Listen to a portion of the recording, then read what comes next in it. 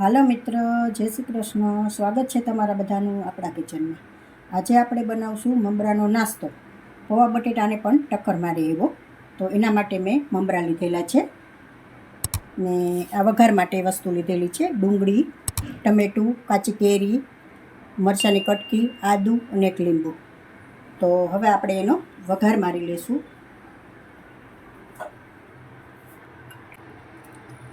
એક ચમચો જેટલું તેલ લઈ લઉં છું. તેલ આપણું ગરમ થઈ ગયું છે તો હિંગ મૂકી ડુંગળીનો વઘાર મારી દઉં.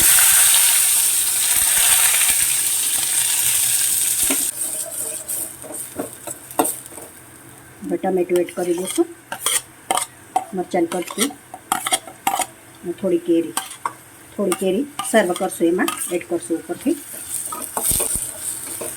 તો સારી રીતે આપણે ચડવા દઈશું.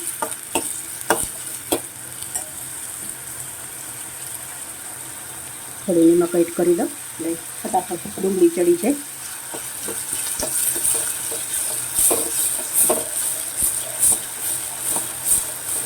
ડુંગળી સારી રીતે ચડી ગઈ છે આપણી. હવે થોડો આદું એડ કરી દઈશું,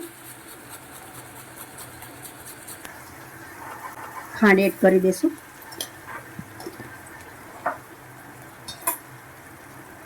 અડધી ચમચી હળદર,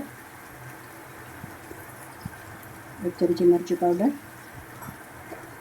એક લીંબુનો રસ. સારી રીતે મિક્સ કરી દઈશું.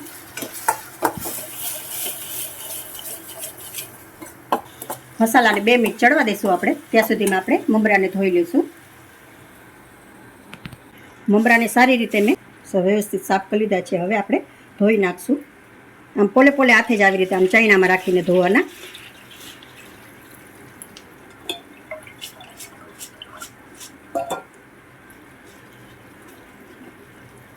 મમરા સારી રીતે ધોઈ લીધા છે. મમરા આપણે એડ કરવા ટાઈમે જ ધોવાના, એટલે પોચા ન પડે, એટલે વ્યવસ્થિત બને આપણો નાસ્તો. હવે આપણે એડ કરી દઈશું મમરાને.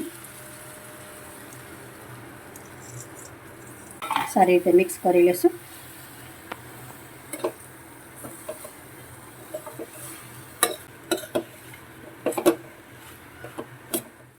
તો તૈયાર છે આપણો નાસ્તો. હવે આપણે સર્વ કરી લઈશું.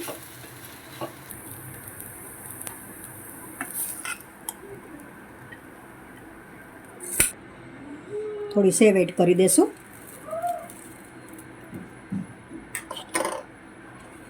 કાચી કેરી એડ કરી દઈશું.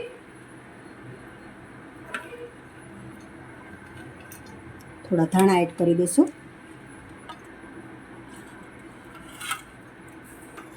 તો જો મિત્રો, તૈયાર છે આપણો નવો અને યુનિક નાસ્તો.